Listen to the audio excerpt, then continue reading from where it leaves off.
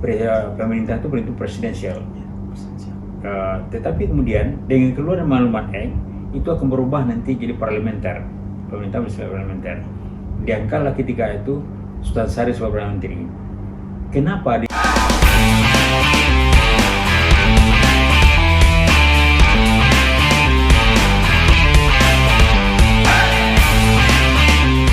agresi Belanda itu terjadi perang antara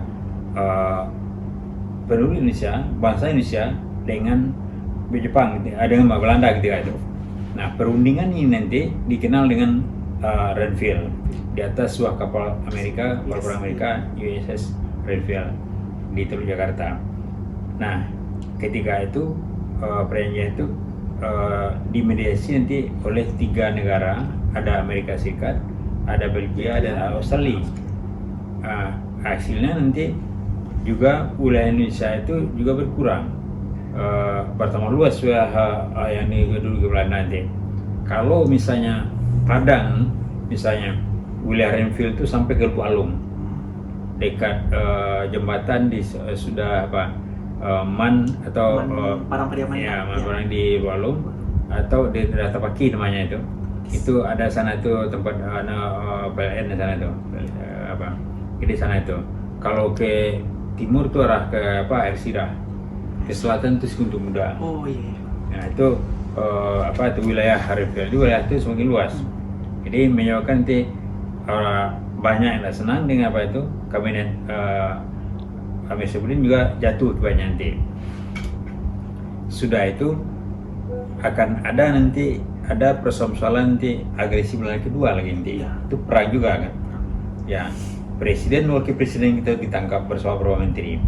Hanya yang tidak tertangkap itu ketika itu Syafruddin Purbanegara, karena dia sudah disiapkan untuk tinggal di Sumatera kita di Bukit Tinggi.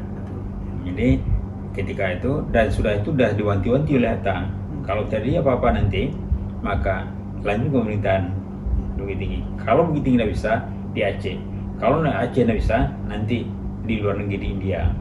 Jadi di luar negeri itu ada Palar, nanti ada Mister Sudarsono juga ada di sana. Itu bersama-sama dilakukan oleh Hatta. Jadi itu kan kemampuan diplomasi itu kecerdasan orang itu untuk kita mengenal tokoh-tokoh yang mampu berunding di dalam diplomasi itu Syahrir, Hatta, Haji Salim. Ya, itu tokoh-tokoh yang cukup cerdas dalam masalah diplomasi itu. Jadi dalam diplomasi itu orang harus memahami secara psikologis suatu bangsa yang lawan bicaranya itu. Jadi itu orang yang pengetahuannya cukup luas dan dalam dengan suatu persoalan. Itu ketiga itu. Jadi hanya saja memang yang namanya perundingan itu tidak bisa kita memaksakan semuanya, tapi itu atas kesepakatan kedua pihak nanti. Nah itu yang terjadi nanti. Jadi sesudah kejadian misalnya agresi Belanda kedua itu nanti Republik berada di Bukit Tinggi dengan Syafruddin Purbanegara sebagai ketuanya ketika itu, sehingga ketika itu Republik tidak hilang. So syarat suatu negara apabila kepala negaranya tidak ada lagi berarti itu bubar, tapi dilanjutkan oleh Syafruddin Purbanegara di Bukit Tinggi berarti Indonesia tidak hilang, tidak hapus ketika itu. Itu. Nah dalam hal ini nanti persoalan-persoalan yang muncul sekitar bulan April dan itu nanti ada konferensi Malino antar Indonesia. saya lupa tahu bulannya itu konferensi Malino itu nanti ada kelompok yang merupakan negara bentukan Pon nanti itu melakukan perundingan dalam rangka untuk menyiapkan berikutnya. So persoalannya nanti adalah ketika Belanda ingin berunding, Indonesia itu masih eksis, akhirnya Belanda dibawa ke meja perundingan. Nah, yang anehnya bukan dengan Syafruddin Purbanegara berunding. Ya, kalau kita pahami harusnya kan Syafruddin, tapi yang diutus ketika itu adalah Mr. Muhammad Rum. Ya, jadi dengan Rum Royen itu kan, ya Rum Royen, Rum itu kan Muhammad Rum itu kan ditangkap juga, dilepaskan suruh berunding. Jadi kalau saya pendapat harusnya suruh berunding dengan Sabri Negara. Ya harusnya Pak. Ya Sabri negara harusnya. Ya supaya kita itu jadi kan seolah orang tahanan dilepaskan untuk berunding gitu. Iya. Kalau sebelumnya dia tidak pernah ditahan. Nah, ditahan. Jadi itu yang kita lihat ada sedikit kelemahan diplomasi kita ketika itu.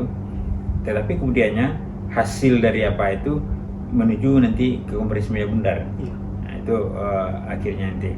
Dan Konferensi Meja Bundar itu nanti itulah nanti yang membuat nanti Indonesia lebih diakui ketika itu oleh Belanda ketika itu yang perlu kita. Jadi KMB itu semacam pengkop Belanda terhadap Indonesia sebenarnya, walaupun ada masalah Rian yang mau bicarakan berikutnya. Itu kalau saya lihat persoalan diplomasi.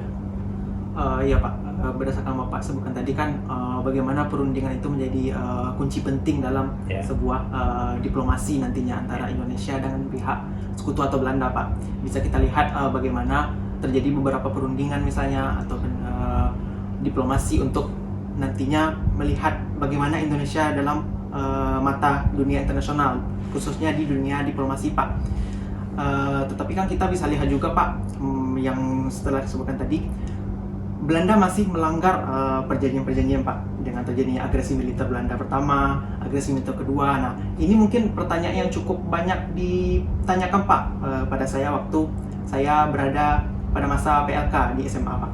Itu pertanyaannya itu, menurut Bapak, apakah setelah terjadinya perundingan diplomasi itu, apakah diplomasi Indonesia pada saat itu cukup berhasil Pak? Dan apa indikator keberhasilannya?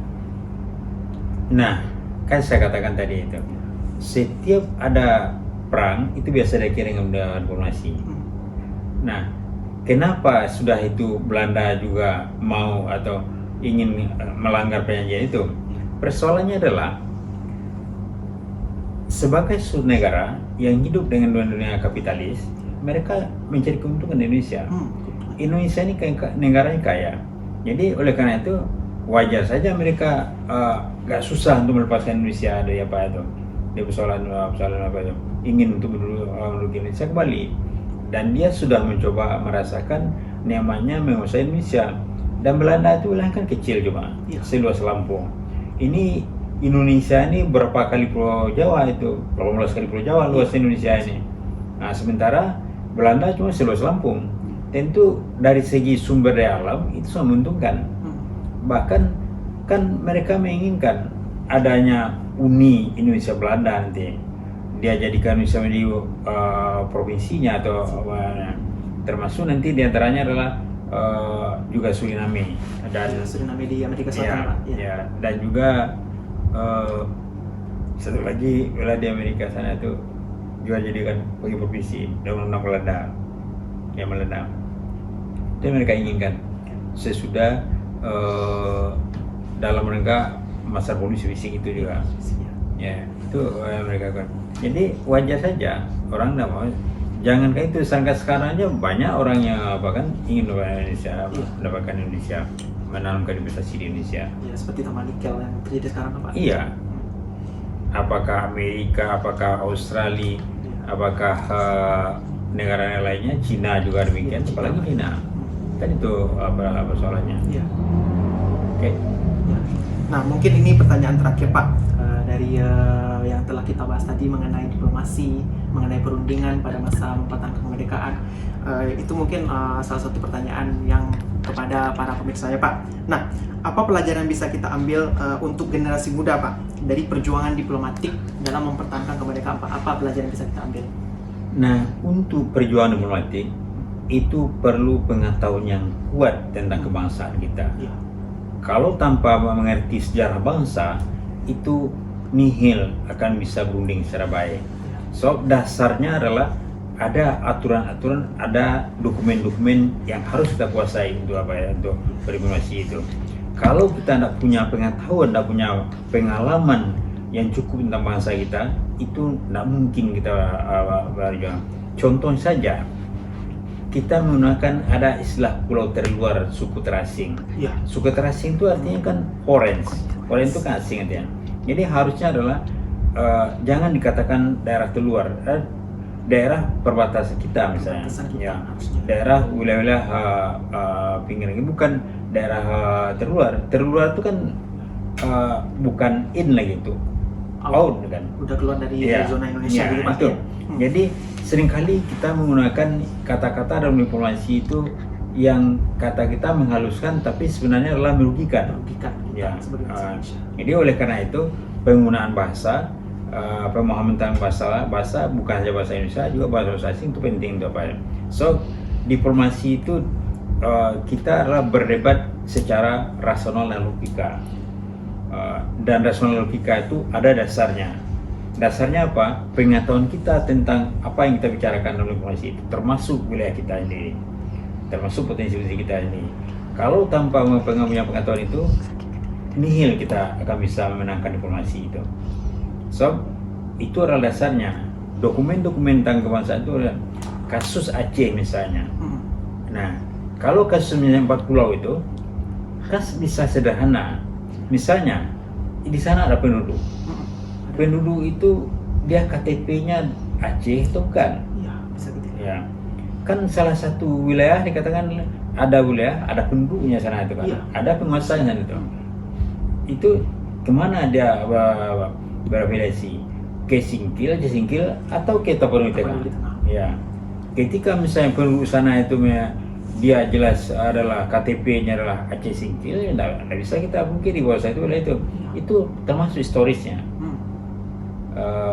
So semenjak dulu Purworejo bagian barat itu kecuali Nias itu kan dikuasai Aceh. Dan kemudian harus ingat juga dari Singkil itu sampai ke Melabuh itu mereka berbahasa Minang. Iya.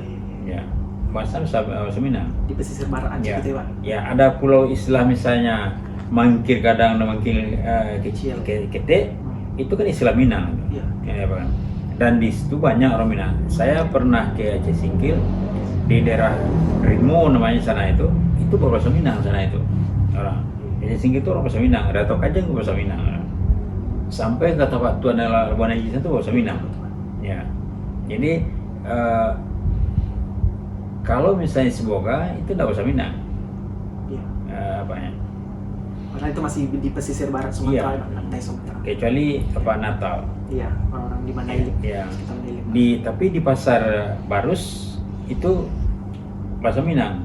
Nah, di luarnya lagi itu jadi perlu kita kaji nanti. Ya, di Aceh itu kan bahasanya itu bahasa Minang saya itu orang Jamek istilah pendatang katanya. Ya. Nah, tapi yang perlu diingat penduduk sana itu ya walaupun misalnya secara historis segala macamnya dia kan punya data-data kependudukan. Penduduk itu pasti ada Pak. Ya, data kependudukan itu penduduk mana dia kan itu diantaranya. Jadi kita tidak bisa melepaskan masalah historis dengan apa itu. Iya. Indonesia ini kan dibangun dengan historis. Kenapa misalnya bekas wilayah Belanda itu menjadi wilayah Indonesia? Itu kan faktor historis tuh. Iya. Oke. Ya mungkin ya setelah Bapak jelaskan tadi kita bisa melihat bagaimana peran dari diplomasi itu sendiri ya. Kan dalam memperjuangkan sebuah kemerdekaan atau dalam memperjuangkan kedaulatan itu kan bukan hanya soal bagaimana kita melakukan perang secara fisik, tetapi kita juga bisa melalui jalur diplomasi. Dan pentingnya diplomasi itu untuk sebagaimana kita mengukur bagaimana koordinasi antara kedua belah pihak. Dan kita bisa melihat diplomasi bukan hanya soal dunia internasional saja. Di daerah misalnya, kita juga bisa melihat bagaimana diplomasi itu sangat berperan penting. Terutama kita sebagai bangsa Indonesia yang sangat besar dengan 17.000 pulau ya, 17.000 pulau lebih. Dan kita melihat diplomatik itu sangat penting bagaimana kita bersikap dan berunding nantinya. Nah, mungkin karena keterbatasan waktu Pak, mungkin sekian terlebih dahulu diskusi kita pada hari ini. Nantikan selanjutnya dalam episode selanjutnya. Assalamualaikum warahmatullahi wabarakatuh. Waalaikumsalam warahmatullahi wabarakatuh.